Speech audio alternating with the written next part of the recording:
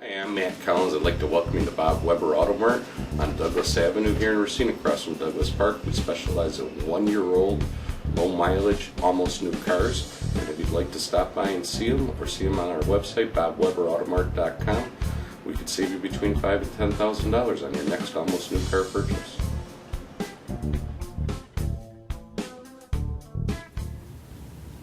Welcome into another edition of Sports Junkies. I'm Steve Sparky, Fifer from Sports Radio 1250 WSSP. He, of course, Gery Woelfel of the Racine Journal-Times. You can read all of his fine stuff here at RacineSportsZone.com. Got my trusty little edition of the sports page today from the Racine Journal-Times, previewing this weekend's prep games. I have my copious notes that only Gery can read, because there's no way anybody else could read the scribble. You'd think he would be a doctor, because doctors have horrible handwriting, and you would think he could be a doctor. Your handwriting is so bad. No, unfortunately, I'm not a doctor. No. I'd have a few malpractices thrown my way. You make way more money than a doctor here at the Good point. Right. You can sit it better myself. All right, okay, let's start off with the two winless teams.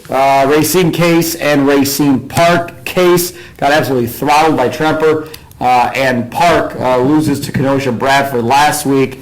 I took Park to beat Bradford. I'll be honest, I don't know what to make of Bradford right now. I'm a little confused, because I don't think Bradford's that good. Maybe Park is that bad. Bradford's not that good. Are they the Waterford of the Southeast Conference? Like they can look good and can look bad. I don't know. They just can't get a handle. They just lost a lot of talent, and maybe they'll get better as the year goes on. They got the new coach, Rizzo, who's like 32 years old, came over from Tremper. So maybe they're going to continue to get better as the year goes on. But the first couple of weeks, they were not good. Obviously, I didn't get a chance to see this game. But based on what I've read, Bradford was clearly the better team. Yeah. Well, a Case Park game, it should be a good game. I mean, you look at... They're two winless teams. It is. But I think Park has played okay. You know, interestingly enough, they have opposite problems.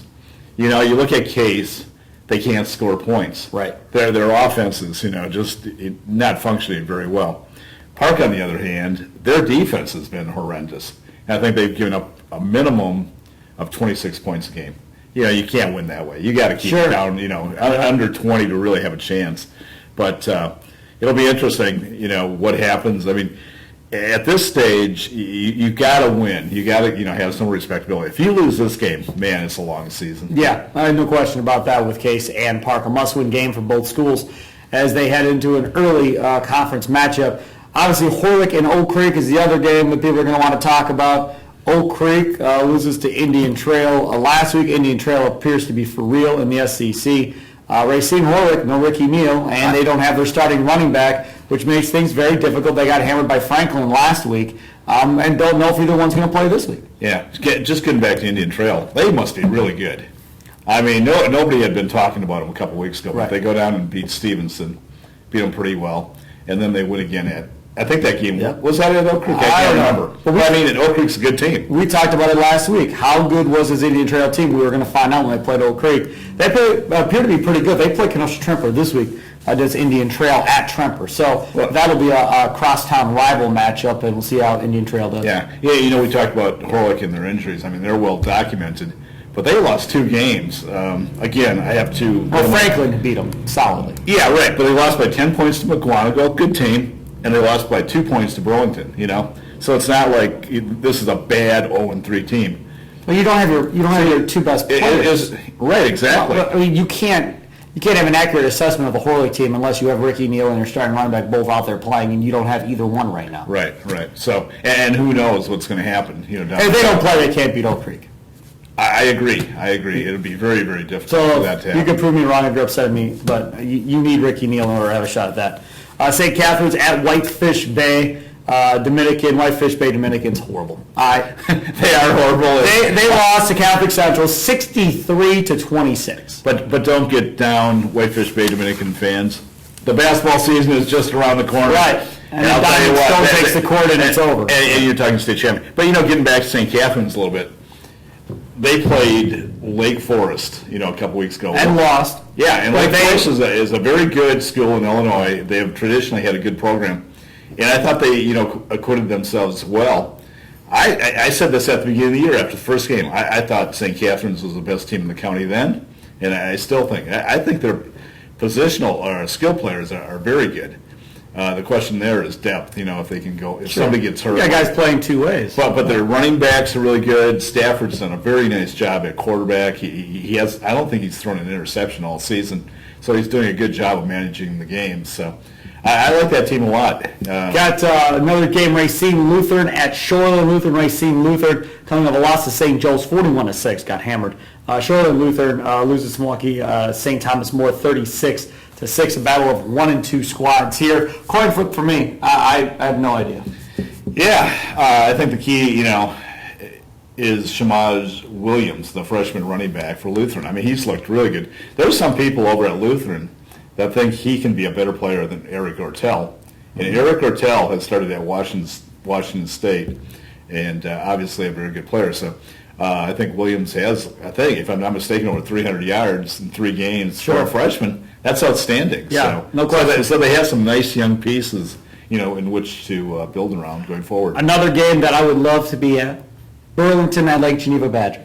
Oh, yeah. This is going to be a game. I can promise you that if you're looking for a game to go to, you don't mind driving a little bit going out to Lake Geneva, this is a game worth paying the admission to go see because Burlington has not lost yet. Geneva Badger just 2-1 at this point, not just 2-1, but they only have the 1 loss. This is going to be an absolute fight in the trenches, I think, to determine who's going to win this football game, Gary. It's definitely going to be physical. The thing about Burlington, they are 3-0, but they have won 2 really close games. I mean, they beat Horlick by 2 points, and they beat Union Grove by 6.